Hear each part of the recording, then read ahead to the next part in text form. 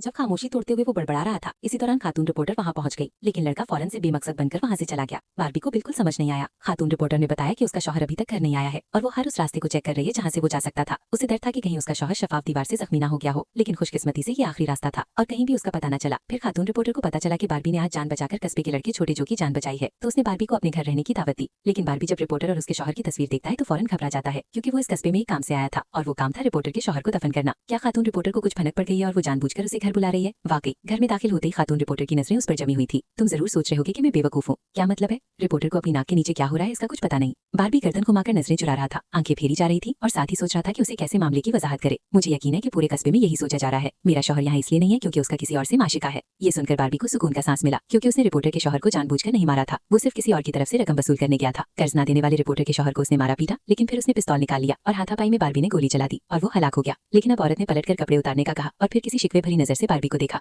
मुझे नहीं मालूम, मैं ऐसा ही हूँ, वो आएगा तुम देखना, हम इसे मिलने के लिए इंतजार नहीं कर सकते। फिर बार्बी वहाँ रात गुजारने रुक गया, लेकिन अभी सोया ही था कि अचानक चौंक कर उठ बैठा और तकिए के नीचे कुछ ढूंढने लगा। फिर उसने सोए बगैर रातों रात पहाड़ी पर वाकई एक घर का रुख किया। घर के अंदर जाते ही उसे जमीन से एक पिस्तौल मिला और पता चला कि उसमें गोलियां नहीं थी, खाली था। तो जाहिर है कि रिपोर्टर के शौहर ने सिर्फ डराने के लिए निकाला था। फिर आखिरकार उसे उसकी शनाख्ती तख्ती मिली, जो वो फौज से रिटायर होने के बाद हमेशा साथ रखता था। फिर वो देखने गया कि शफाफ दीवार अभी तक मौजूद है या नहीं, लेकिन अचानक कल वाला लड़का फिर आ निकला। लगता था वो उसका पीछा कर रहा था और साथ ही कुछ अजीब सी बातें करने लगा। तुमने यही किया था है ना? मैं तुम्हारे और एंजी के बारे में सब कुछ जानता हूँ। बार्बी को बिल्कुल समझ नहीं आया कि एंजी कौन है। फिर लड़के ने जमीन पर पड़े कूड़े क्रिकेट को लात मारी। लगता है उसने खूब मुकाबला किया है, वो मेरी है। फिर उसने बार्बी को मुक्का दे मारा। क्या इस लड़के को कोई दिमागी मसला है? बार्बी तो कल ही यहाँ आया था, बमुश्किल कुछ लोगों से मिला होगा, लेकिन जब बार्बी ने उसे खूब मारा और उसके मुंह से खून बहने लगा तब भी वो हंसते हुए कह रहा था वो फिर भी मेरी है। बार्बी ने उसे मारा पीटा और वहाँ से चला गया। वो जल्द से जल्द इस जगह से निकलना चाहता था, वरना लाश दफनाने का मामला कभी भी खुल सकता था। लेकिन जंगल में दाखिल होते ही उसे सड़क के किनारे पुलिस ने देख लिया। एहलकार ने फौरन बंदूक तान ली। खुशकिस्मती से खातून अफसर ने आगे बढ़कर सूरत हाल संभाली और नॉर्दन पुलिस को बताया कि बार्बी ने कल नानहाई के छोटे जो की जान बचाई थी। वो कोई मशकूक शख्स नहीं है, लेकिन नॉर्दन पुलिस अफसर को फिर भी यकीन नहीं आया। उसने बार्बी को अपना पूरा जिस्म दिखाने को कहा। इतने में खातून अफसर के वॉकी टॉकी पर आवाज आई कि थानेदार के घर में आग लग गई है। तो खातून अफसर ने जल्दी से बार्बी को साथ चलने की दावत दी। ट्रक चल रहा था कि अचानक जोर से दबकर बिगड़ गया और गाड़ी से सिर्फ आधे मीटर के फासले पर रुककर बची। उसने दरवाजा खोला तो सामने शीशे जैसी दीवार देखी। ड्राइवर इस दीवार पर हैरान हो रहा था कि इसी दौरान पीछे उसकी बेटी अचानक गिर गई और फिर उसका पूरा जिस्म लरसने लगा, मुंह से झाग आने लगी और वो कुछ अजीब सी बातें करने लगी। बेटी की हालत देखकर ड्राइवर को फौरन समझ आया कि ये मिर्गी का दौरा है, लेकिन जब वो उसे अस्पताल लेकर पहुंचे तो पूरा अस्पताल जख्मियों से भरा हुआ था। सब इसी शफाफ दीवार की वजह से जख्मी हुए थे। बेटी का मुआयना होने से पहले ही वो ठीक हो गई। रात को थानेदार ने अहम खबर सुनाई कि ये कस्बा एक अजीब शफाफ दीवार से घिर गया है। मोबाइल सिग्नल, इंटरनेट, पानी और बिजली सब मुनक़ते हो चुके हैं। अब ये कस्बा बाहर की दुनिया से बिल्कुल कट गया है। छोटा जो और उसके दोस्त शफाफ दीवार के साथ साथ चलकर देख रहे थे कि कहीं से बाहर निकलने का रास्ता मिले, लेकिन चलते चलते वो किसी चीज की तरफ मुतवज्जे होकर रुक गए। शफाफ दीवार के बाहर फौजी पानी का छिड़काव कर रहे थे और सफेद कोट पहने लोग कुछ नोट कर रहे थे। जो करीब गया और अपना हाथ उस जगह पर रख दिया जहाँ पानी छिड़का जा रहा था। फिर उसे कुछ महसूस हुआ तो जल्दी से हाथ हटा लिया और देखा कि उसकी हथेली पर पानी था। उसे फौरन समझ आ गया कि ये दीवार एक फिल्टर की तरह है और बाहर वाले शायद यही जांच रहे हैं कि पानी अंदर आ सकता है या नहीं।